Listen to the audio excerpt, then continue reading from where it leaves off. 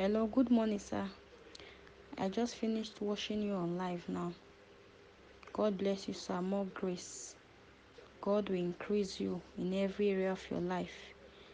God bless you, sir. So I want to also share a testimony of what God did for me. I think it was last week or so. Yes, last week when you prayed on water and olive oil. So you prayed on the olive oil, and I used that olive oil to massage my arm because there was this particular spot in my arm, in my left arm. There was something black inside. It was normally people think it's what they normally call a Jesus mark, birthmark. It is black there, but it's not too big. It has been there for, or let me say, almost 2 years now, and it's not even painful. It's not that I have pain there or something, but something keep telling me, this is not right, this is not right. So I've tried all means to remove it. It's like something like stick or something. I don't really know how to explain it, but it's not painful. People normally think it's birthmark, but it's not.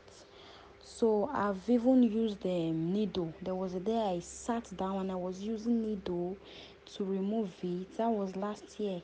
I was using needle to remove it. It did not go out up to the extent that the place was I even injured my hand. The place was injured. I got injury there because I was trying to remove it up to no avail. Even then now I have spots there because of the needle. I've tried it several times to use needle to remove it, but no way. So last week when you prayed on olive oil, I after anointing myself with the olive oil, I used the olive oil to rub and massage that place. And as I was rubbing that particular spot, I was praying that whatsoever that is not of God in my body should go out. I was praying seriously with faith. I did it with faith. So not after before let me say less than 5 minutes, the thing came out.